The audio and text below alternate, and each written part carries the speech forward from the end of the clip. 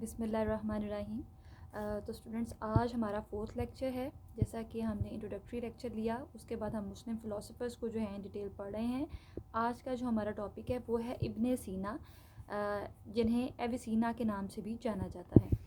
ابن سینا، ان کے بارے میں ان کا جو ہے بیسک انٹروڈکشن پڑھ لیتے ہیں۔ اس کے بعد ان کے ایجوکیشنل کانسیپٹس لائک ادر مسلم فلاسفرز، اس کے بعد انہوں نے کیا مقاصد تعلیم پیش کیے، کس طرح کے نصاب کی بات کی اور کس طرح کی ٹیچنگ میتھڈالوجی کے حامی تھے، پلس انہوں نے اسٹوڈنٹ ٹیچر ریلیشن شپ سے ریلیٹڈ کیا امپورٹنٹ جو ہے وہ باتیں کی۔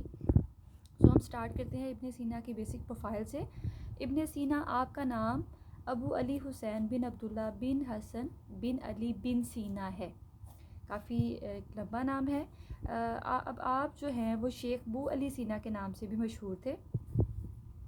یورپ میں آپ کو ایویسینا کے نام سے بھی جانا جاتا تھا۔ آپ جسٹ 10 سال کے تھے جب آپ نے قرآن مجید حفظ کیا۔ سو یہاں سے ہمیں پتہ چلتا ہے کہ وہ دینیت اور اسلام کی طرف کس حد تک مائل تھے۔ ابن سینا جو ہے انہوں نے اپنی اسٹڈیز کے درمیان مختلف قسم کے جو ٹاپکس ہیں ان میں ان کو عبور حاصل تھا، جس میں تصوف، یعنی ہم متس کی بات کرتے ہیں، مسٹک نالج، ایسا نالج جو ایگزسٹ نہیں کرتا، بیونڈ پرسیپشن ہے تصوف پہ انہوں نے ان کی کمانڈ تھی۔ طبیعت، فزکس کی انہوں نے بات کی، فلکیات، اسٹرونومی جو نالج ہے ستاروں کا، فلکیات کا، اس سے ریلیٹڈ انہیں بہت مہارت تھی۔ اس کے بعد میتھمیٹکس، میوزک اور ماں بعد طبیعت یعنی میٹا فزکس، ایسی چیزیں جو ہمارے مرنے کے بعد یعنی اس جو عارضی اور فانی دنیا ہے اس کے بعد ہونے والی ہیں۔ سو اس سے ہمیں پتہ چلتا ہے کہ ان کا جو انٹرسٹ تھا وہ کتنا ورسٹائل تھا، وہ کتنی ورسٹائل فیلڈس کے اوپر کمانڈ رکھتے تھے۔ آپ جس 21 برس کے تھے جب آپ نے ان تمام علوم میں کمال حاصل کر لیا اور باقاعدہ لکھنا، تصنیف و تالیف یعنی ان رائٹنگ، آپ رائٹر بھی تھے، آپ نے ان چیزوں کے اوپر لکھنا شروع کر دیا۔ آپ کی تصانیف کی تعداد یعنی جو کتابیں آپ کے بائیں ہینڈ آپ کی رائٹنگ سے گزری وہ 100 سے زیادہ تھیں۔ آپ کی مشہور کتاب جو الشفاء ہے وہ 18 جلدوں پر مشتمل ہے۔ یہ کتاب جو ہے ابو علی سینا کی تمام کتابوں میں سب سے زیادہ مشہور تھی۔ الشفاء نام سے ظاہر ہے یہ ایک جامعہ علوم ہے، ایک کمپریہنسو نالج ہے جس کو انسائکلوپیڈیا کی حیثیت حاصل تھی، یعنی اس کتاب کے اندر ہر ٹاپک پر بات کی جیسے ہم نے یہ اوپر ٹاپکس پہ بات کی کہ تصوف کے اوپر ان کی کمانڈ تھی، طبیعت پہ وہ بات کر سکتے تھے، فلکیات، اسٹرونومی میں ان کے اوپر بہت کمانڈ تھی، ریاضی، موسیقی یعنی الگ الگ مختلف قسم کے جو نالجز ہیں، یہ ٹاپکس ہیں، ان کے اوپر ان کی کمانڈ تھی۔ ان کی بہت سی تصانیف کی جو تراجم ہے یورپ اس زمانے میں جو اعلیٰ تعلیم کے ایجوکیشنل انسٹیٹیوشنس تھے وہ یورپ میں چونکہ قائم تھے، سو ان کی ان تمام تصانیف کے مختلف دوسری کتابوں میں زبانوں میں بھی تراجم کیے گئے۔ اس کے بعد ان کی جو ہے وہ لائف ہسٹری کے بارے میں ہم یہ بھی پڑھتے ہیں کہ البیرونی کے ہمراہ سلطان محمود غزنوی، جو کہ اس وقت جو ہے وہ مسلم مغل بادشاہ تھا، اس کے دربار میں پہنچے اور بعد میں وہیں پر آپ نے درس و تدریس اور تصانیف یعنی پڑھانا باقاعدہ اور اس کے علاوہ لکھنا جو ہے اس میں مشغول رہے۔ وفات سے پہلے آپ نے اپنا سارا مال جو کچھ بھی ان کی لائف وائز ارننگ تھی انہیں اللہ تعالیٰ کی راہ میں صدقہ کر دیا، غلام آزاد کر دیے اور تلاوت قرآن پاک کو معمول بنا لیا۔ سو اس سے ہمیں پتہ چلتا ہے اسٹوڈنٹس کہ ابن سینا جو ہے ان کے تصورات جو تھے وہ مکمل طور پر اسلامی تصورات کے حامی تھے۔ اب ہم بات کرتے ہیں کہ ان کے تعلیمی تصورات کیا تھے، ایجوکیشنل کانسیپٹ یعنی تعلیم سے ریلیٹڈ ان کا کیا نظریہ تھا۔ ابن سینا جو تھے وہ اس بات پہ بہت اسٹرانگلی بلیو کرتے تھے کہ عقل اور منطقی عقل کہتے ہیں ہم، لاجک کو کہتے ہیں، انٹیلیجنس کو کہتے ہیں۔ سو ابن سینا انٹیلیجنس کو اور لاجیکل ریزننگ کو علم کے اصول کا بہترین ذریعہ قرار دیتے تھے، یعنی وہ ان کا خیال یہ تھا کہ سب سے جو authentic reliable source of knowledge ہے وہ ہے ریزننگ، لاجیکل ریزننگ اور انٹیلیجنس۔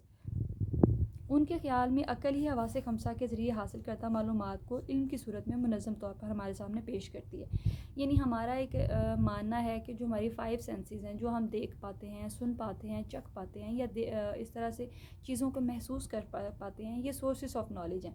لیکن ابن سینا کا یہ تصور تھا کہ جو حواس خمسہ کے ذریعے ہم نالج حاصل کرتے ہیں اصل میں ان کے پیچھے بھی جو main authentic reliable source of knowledge ہے وہ ہماری انٹیلیجنس ہی ہوتی ہے، بہرحال عقل ہی ہوتی ہے جو کہ تعلیم کو ہمارے سامنے باقاعدہ پیش کرتی ہے۔ ان کا تصور یہ تھا کہ علم کا سرچشمہ جو ہے وہ عقل مؤثر ہے، یعنی اوتھینٹک سورس آف نالج جو ہے وہ انٹیلیجنس ہے۔ عقل مؤثر کے ساتھ ہم آہنگی کے نتیجے میں ہی انسان ہمیشہ علم حاصل کرتا ہے۔ سو وہ عقل کو، انٹیلیجنس کو اور چیزوں کی جو منطق ہے، لاجیکل ریزننگ کو اوتھینٹک سورس آف نالج مانتے تھے۔ اس کے علاوہ ان کا تصور تھا، جو جس قدر پہ ویلیو پہ سب سے زیادہ بلیو کرتے تھے، وہ یہ تھے کہ اللہ تعالیٰ کی جو ذات ہے وہ سپریم ہے، سپریمیسی آف گاڈ پہ وہ بلیو کرتے تھے کہ اللہ تعالیٰ جو ہے اس پوری کائنات کا حاکم ہے، مالک ہے، اور انسان جو ہے وہ اس کی مینکائنڈ، اس کی پیدا کردہ مخلوق ہے، جس کا باہر آ زندگی کا مقصد وہ تمام کام کرنا ہے جو اللہ تعالیٰ کی رضا اور خوشنودی کے مطابق ہوں۔ تو یہاں سے ہمیں پتہ چلتا ہے ان شارٹ کہ تعلیمی تصورات سے ریلیٹڈ وہ ایجوکیشن میں، انٹیلیجنس میں اور لاجیکل ریزننگ میں اسٹرانگلی بلیو کرتے تھے۔ وہ اسی نالج کو اوتھینٹک مانتے تھے جو کہ ڈرائیوڈ ہوتا ہے ہماری انٹیلیجنس کے تھرو یا پھر لاجیکل ریزننگ کے تھرو۔ اور اسلامی کانسیپٹ میں یہ ہے کہ وہ اللہ تعالیٰ کی سپریمیسی کے قائل تھے اور انسانوں کو جو ہے وہ اللہ تعالیٰ کی مخلوق مانتے تھے، جس کا مین مقصد زمین پر اتر کر وہ تمام کام سر انجام دینا ہے جو اللہ تعالیٰ کی رضا اور خوشنودی کے مطابق ہوں۔ اب ہم اسٹوڈنٹ مقاصد تعلیم کی بات کر لیتے ہیں کہ ابن سینا کے ایجوکیشنل پرپسز، وہ تعلیم کے مطابق کون کون سے مین مقاصد کو ڈٹرمن کرتے ہیں کہ تعلیم کا جو مقصد ہے وہ کون کون سے ہیں۔ سب سے پہلے ابن سینا کے نزدیک تعلیم کا سب سے اہم اور بنیادی مقصد، جیسے ہم نے پہلے بات کی، اللہ تعالیٰ کی خوشنودی حاصل کرنا، یعنی رضائے الہی کا حصول، ہر وہ کام کرنا جو اللہ تعالیٰ کی رضا، مرضی اور خوشنودی کے مطابق ہو۔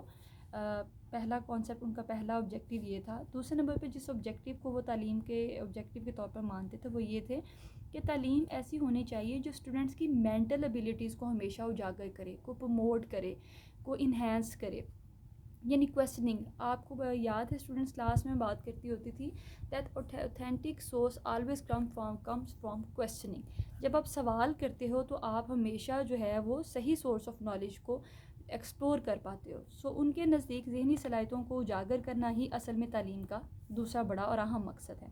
اس کے بعد تیسرے آبجیکٹیو کی بات کر لیتے ہیں۔ ابن سینا کے خیال کے مطابق علم اور عقل میں ہمیشہ ہارمنی یعنی مطابقت ہونی چاہیے۔ علم ہمیشہ وہ حاصل کرنا چاہیے جو ہماری عقل کی انٹیلیجنس کے مطابق ہو، اور عقل جو ہے وہ اس کا main source of knowledge who.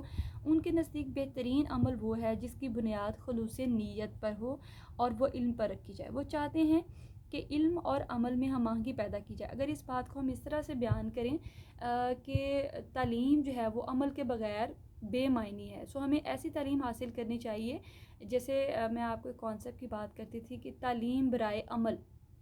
Education کا مین مقصد یہ ہے کہ جو چیز ہم حاصل کر رہے ہیں اس کو ہم اپنی عملی زندگی میں کس حد تک جو ہے وہ امپلیمنٹ کر پاتے ہیں۔ سو وہ جو ہے وہ لرننگ کی بات کرتے تھے۔